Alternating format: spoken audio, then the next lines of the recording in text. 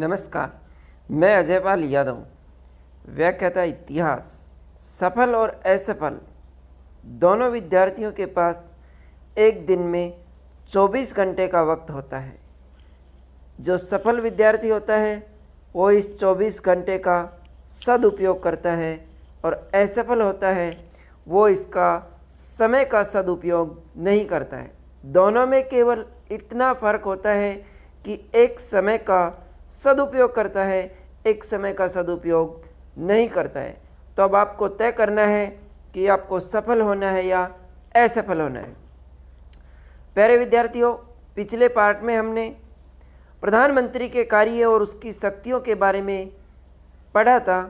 आइए उससे आगे की चर्चा करते हैं। मंत्रिपरिषद। संविधान के अनुच्छेद 74 में यह प्रावधान किया गया है कि राष्ट्रपति को उसके कार्यों के संपादन में, देखिए, राष्ट्रपति को उसके कार्यों के संपादन में सहायता और सलाह देने के लिए एक मंत्रिपरिषद होगी। क्यों होगी वो मंत्रिपरिषद? राष्ट्रपति को उसके कार्यों में सहायता और सलाह देने के लिए, जिसका प्रधानमंत्री होगा। मंत्रिपरिषद का प्रधान कौन होगा? प्रधानमंत्री होगा। सैद्धांतिक रूप से भारतीय संविधान द्वारा समस्त कार्यपालिका शक्ति राष्ट्रपति में निहित मानी गई है, लेकिन राष्ट्रपति एक संवैधानिक प्रधान होता है और नाम मात्र का शासक होता है। वास्तविक रूप से कार्यपालिका की समस्त सत्ता, सहायता और परामर्श देने वाली समस्त शक्तियाँ किसमें निहित होती हैं? मंत्रिपरिषद में निहित होती हैं। मंत्रियों द्वारा राष्ट्रपति को दी गई सलाह की जांच किसी न्यायालय में नहीं की जा सकती। मंत्रिपरिषद के द्वारा जो सलाह राष्ट्रपति को दी जाती है उसकी जांच किसी न्यायालय के द्वारा नहीं की जा सकती है। मंत्रिपरिषद का गठन। सबसे पहले प्रधानमंत्री की नियुक्ति। भारतीय संविधान के अनुच्छेद 75 के अनुसार प्रधानमंत्री की नियुक्ति कौन करता है? राष्ट्रपति करता है। किसको राष्ट्रपति चुनेगा? लोकसभा में बहुमत दल के नेता को, या कभी कभी अपने विवेक के अनुसार भी राष्ट्रपति निर्णय करता है। जब किसी को स्पष्ट बहुमत नहीं हो या पद पर रहते हुए प्रधानमंत्री की मृत्यु हो जाती है तो ऐसी स्थिति में वो अपने विवेक अनुसार भी प्रधानमंत्री की नियुक्ति कर सकता है।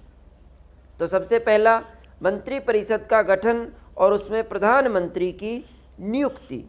दूसरा, प्रधानमंत्री द्वारा मंत्रियों का चयन। अन्य मंत्रियों की नियुक्ति के संबंध में संवैधानिक स्थिति यह है कि राष्ट्रपति प्रधानमंत्री की सलाह से अन्य मंत्रियों की नियुक्ति करेगा, लेकिन व्यवहार में राष्ट्रपति प्रधानमंत्री के परामर्श को मानने के लिए बाध्य है। जो प्रधानमंत्री कहेगा उन्हीं की नियुक्ति कौन करता है? राष्ट्रपति करता है। उन्हीं मंत्रियों की नियुक्ति राष्ट्रपति के द्वारा की जाती है। तो प्रधानमंत्री की नियुक्ति और प्रधानमंत्री द्वारा मंत्रियों का चयन और फिर उन मंत्रियों की नियुक्ति राष्ट्रपति करता है। मंत्रियों में कार्य विभाजन। वैधानिक दृष्टि से इस संबंध में प्रधानमंत्री को पूर्ण शक्ति प्राप्त है, लेकिन व्यवहार में विभागों का वितरण करते हुए प्रधानमंत्री को कई बातों का ध्यान रखना होता है। ये कई बात कौन सी हैं कि किस व्यक्ति को कौन सा मंत्रालय देना होता है। इसमें प्रधानमंत्री उस व्यक्ति का राजनीतिक वजूद देखता है, उसकी राजनीतिक स्थिति देखता है, दल में उसकी स्थिति देखता है, और इस प्रकार कार्यों का विभाजन, मंत्रियों में कार्यों का विभाजन किसके द्वारा किया जाता है? प्रधानमंत्री के द्वारा किया जाता है। मंत्रियों की आवश्यक योग्यताएं। मंत्रिपरिषद का सदस्य बनने के लिए यह आवश्यक है कि संसद के किसी सदन का सदस्य हो। संसद के किसी न किसी सदन का सदस्य होना आवश्यक है। यदि कोई व्यक्ति मंत्री बनते समय संसद सदस्य नहीं है तो उसे 6 महीने के अंदर संसद सदस्य बनना अनिवार्य है। कितने महीने के अंदर? 6 महीने के अंदर किसी भी सदन का, लोकसभा या राज्यसभा। ऐसा न होने पर उसे अपना पद छोड़ना होगा। यदि कोई मंत्री बन जाता है, मंत्री बनने के 6 महीने के अंदर किसी भी सदन का सदस्य नहीं बनता है तो उसे अपना पद छोड़ना होगा। मंत्रियों द्वारा शपथ। पद ग्रहण करने से पूर्व प्रधानमंत्री सहित प्रत्येक मंत्री को राष्ट्रपति पद और गोपनीयता की शपथ दिलवाता है। तो मंत्रियों को शपथ कौन दिलवाता है? राष्ट्रपति दिलवाता है। मंत्रिपरिषद का कार्यकाल। मंत्रिपरिषद का कार्यकाल निश्चित नहीं होता है। मंत्रिपरिषद तब तक अपने पद पर रहती है जब तक कि उसे लोकसभा का विश्वास प्राप्त है। लोकसभा का विश्वास जब तक मंत्रिपरिषद को प्राप्त है, अपने पद पे रहेगी। मंत्रिपरिषद अधिक से अधिक, यहाँ पे मैक्सिमम अधिक से अधिक लोकसभा के कार्यकाल तक, जो कि सामान्यतः 5 वर्ष होता है, अपने पद पर बनी रहती है। 5 वर्ष के लिए तो अधिकतम कितने वर्ष? 5 वर्ष। और यदि इससे पूर्व लोकसभा भंग हो जाती है, क्योंकि प्रधानमंत्री की सिफारिश पर राष्ट्रपति समय से पूर्व भी लोकसभा को भंग कर सकता है, तो मंत्रिपरिषद का कार्यकाल समाप्त हो जाएगा। यदि प्रधानमंत्री त्यागपत्र दे देता है तो भी मंत्रिपरिषद समाप्त हो जाती है। प्रधानमंत्री की मृत्यु हो जाती है तो भी मंत्रिपरिषद समाप्त हो जाती है। तो इसका मंत्रिपरिषद का कार्यकाल निश्चित नहीं होता है। मंत्रियों के वेतन तथा भत्ते। प्रधानमंत्री कैबिनेट के सदस्यों, राज्य मंत्रियों तथा उप मंत्रियों को मासिक वेतन तथा निर्धारित मासिक भत्ते दिए जाने का प्रावधान है, जिनका निर्धारण कौन करता है? संसद के द्वारा किया जाता है। इसके अतिरिक्त इन सभी को निःशुल्क आवास, वाहन तथा अन्य सुविधाएं भी प्राप्त होती हैं। तो मंत्रियों के वेतन और भत्ते का निर्धारण किसके द्वारा किया जाता है? भारत की संसद के द्वारा किया जाता है। मंत्रियों की श्रेणियां। देखिए, मंत्रियों की 3 श्रेणियां होती हैं। मंत्रियों की 3 श्रेणियां होती हैं: कैबिनेट मंत्री, राज्य मंत्री और उप मंत्री। कैबिनेट मंत्री, राज्य मंत्री और उप मंत्री। कितनी श्रेणियां होती हैं? 3 श्रेणियां होती हैं मंत्रियों की। कैबिनेट मंत्री, इन मंत्रियों के पास केंद्र सरकार के महत्वपूर्ण मंत्रालय। अब ये महत्वपूर्ण मंत्रालय कौन से होते हैं? देखिए, गृह मंत्रालय, रक्षा मंत्रालय, वित्त मंत्रालय, विदेश मंत्रालय और अन्य जैसे रेल मंत्रालय, ये महत्वपूर्ण मंत्रालय होते हैं। ये कैबिनेट के सदस्य होते हैं। जो मंत्री इन मंत्रालयों का मंत्री होता है वो कैबिनेट के सदस्य होते हैं। जैसे अभी गृह मंत्रालय है, इसके मंत्री श्री अमित शाह जी हैं, रक्षा मंत्री राजनाथ सिंह जी हैं, विदेश मंत्री एस जयशंकर जी हैं, वित्त मंत्री निर्मला सीतारमन जी हैं। तो ये विशेष मंत्रालय होते हैं, महत्वपूर्ण मंत्रालय होते हैं और इनके सदस्य कैबिनेट के सदस्य होते हैं। इसकी बैठकों में भाग लेते हैं, कैबिनेट की बैठकों में भाग लेते हैं तथा नीति निर्धारण में, यहाँ पे याद रखना, नीति निर्धारण में महत्वपूर्ण भूमिका निभाते हैं। कौन? कैबिनेट मंत्री। देखिए, उप मंत्री और राज्य मंत्रियों की नीति निर्धारण में इतनी अधिक भूमिका नहीं रहती है जितनी किनकी रहती है? कैबिनेट मंत्रियों की रहती है। राज्य मंत्री, राज्य मंत्रियों को विभागों का स्वतंत्र प्रभार दिया जा सकता है। जैसे खेल मंत्री है तो उसको स्वतंत्र प्रभार दिया जा सकता है, अथवा उन्हें कैबिनेट मंत्री के साथ सहयोगी बनाया जा सकता है। किसी कैबिनेट मंत्री के साथ जैसे गृह मंत्री का सहयोगी राज्य मंत्री को बनाया जा सकता है। सहयोगी के रूप में यह कैबिनेट मंत्री की देखरेख, सलाह तथा उसकी जिम्मेदारी पर कार्य करते हैं। कौन?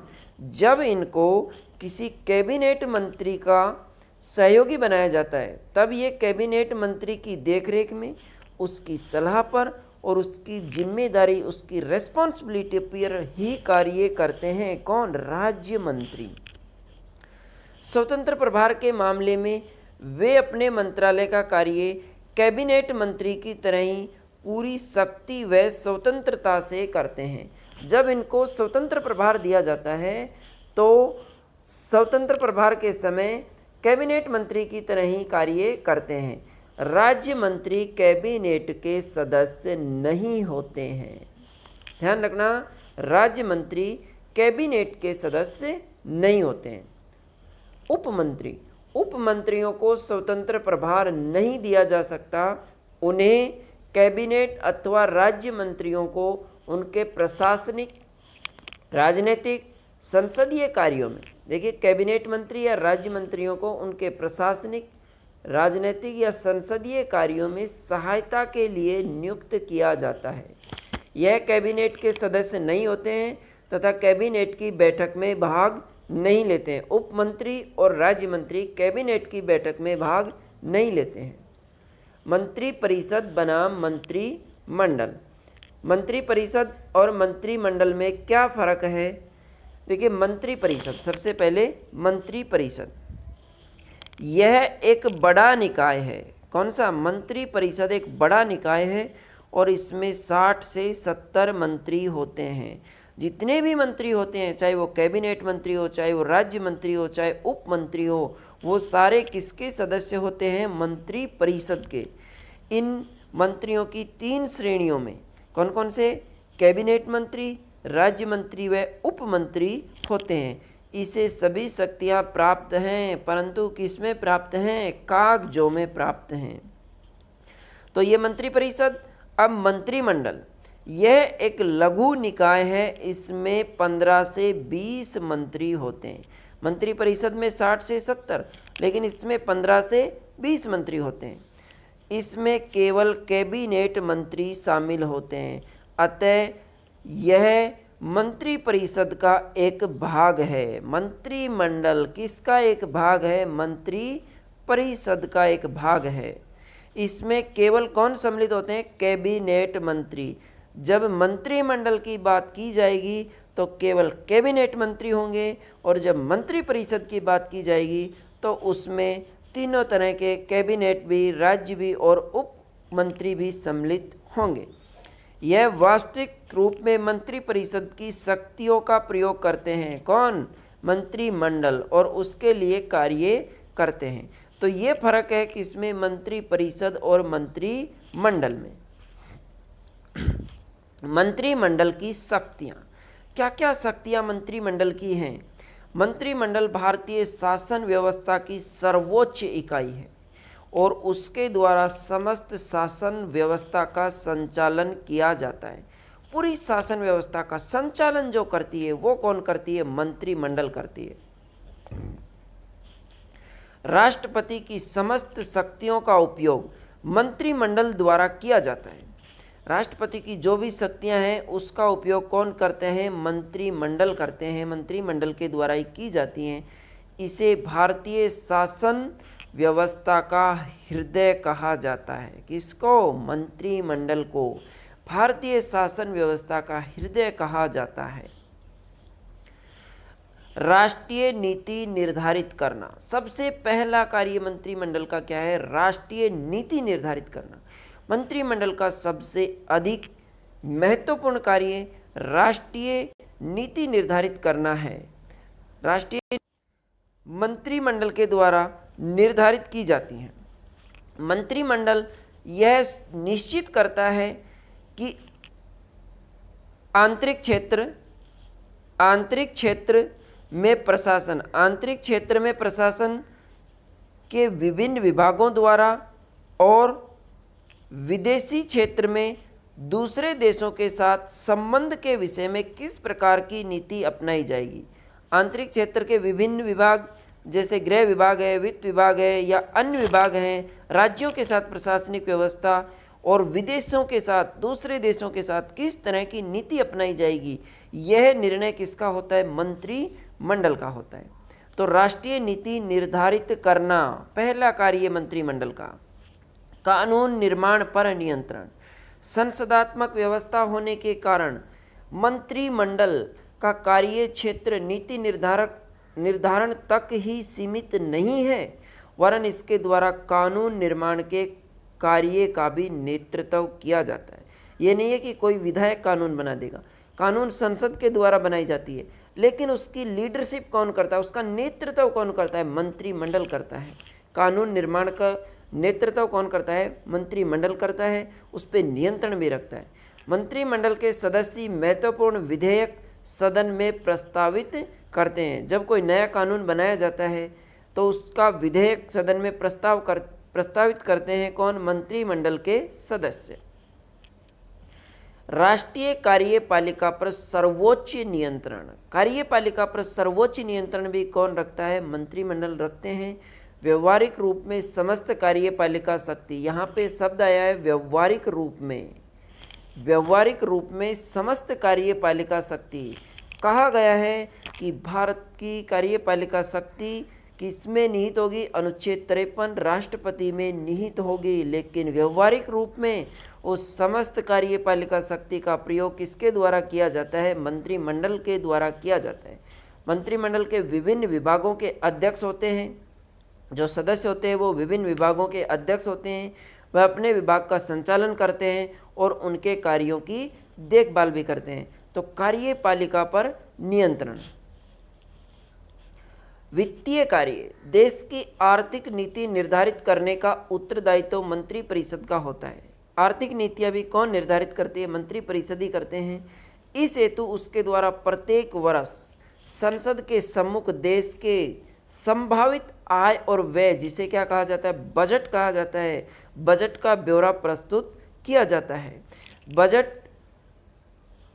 मंत्रिमंडल द्वारा निर्धारित नीति के आधार पर ही कौन तैयार करता है, वित्त मंत्री तैयार करता है, और वित्त मंत्री उसे लोकसभा में प्रस्तुत करता है कि देश में कितनी आय और कितना व्यय होगा आने वाले समय में।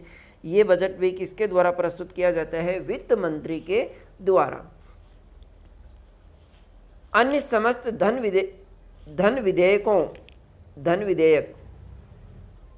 विधेयकों को भी मंत्रिमंडल ही लोकसभा में प्रस्तुत करता है। तो ये मंत्रिमंडल के कौन से कार्य थे, वित्तीय कार्य थे। वैदेशिक संबंधों का संचालन। भारत के विदेशी संबंधों का संचालन मंत्रिमंडल के द्वारा ही किया जाता है। इसके द्वारा युद्ध तथा शांति संबंधी घोषणाएं की जाती हैं। जब राष्ट्रपति युद्ध की घोषणा करता है, जब राष्ट्रपति आपातकाल की घोषणा करता है, तो किस आधार पर करता है, मंत्रिमंडल के लिखित परामर्श के आधार पर राष्ट्रपति इस तरह की घोषणा करता है। दूसरे देशों के साथ किस प्रकार के संबंध स्थापित किए जाएंगे, किस देश के साथ संधियां करनी है, समझौते करने हैं, किस तरह से आयात निर्यात के संबंध स्थापित करने हैं, ये सारे निर्णय किसके द्वारा लिए जाते हैं, मंत्रिमंडल के द्वारा लिए जाते हैं। वैदेशिक संचालन। नियुक्ति संबंधी कार्य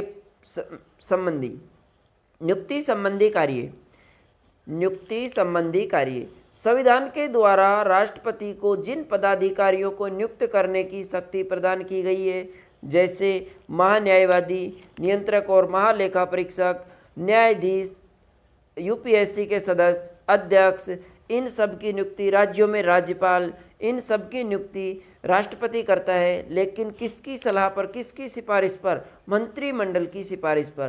तो इन व्यवहार में इन मंत्रियों की, इन पदाधिकारियों की नियुक्ति किसके द्वारा की जाती है, मंत्रिमंडल के द्वारा ही की जाती है।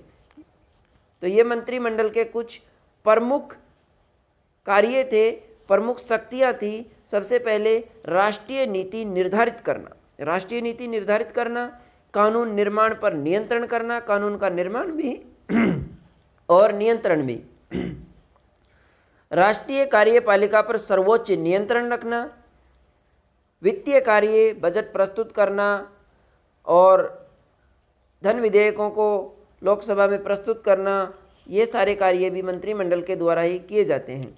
वैदेशिक संबंधों का संचालन करना और नियुक्ति संबंधी कार्य भी मंत्रिमंडल के प्रमुख कार्य हैं। तो ये मंत्रिमंडल के कार्य थे, शक्तियाँ थी। यहाँ से वार्षिक परीक्षा में भी क्वेश्चन पूछा जा सकता है और प्रतियोगी परीक्षाओं के लिए भी, क्योंकि आजकल फैक्चुअल क्वेश्चन कम आने लग गए, कॉन्सेप्ट के क्वेश्चन अच्छे आते हैं, तो आपका कॉन्सेप्ट क्लियर होना चाहिए। आज के वीडियो में इतना ही। यदि वीडियो पसंद आए तो वीडियो को लाइक कीजिएगा, शेयर कीजिए, चैनल को सब्सक्राइब कीजिए और कोई शंका हो, समाधान हो तो आप कमेंट कीजिएगा। धन्यवाद।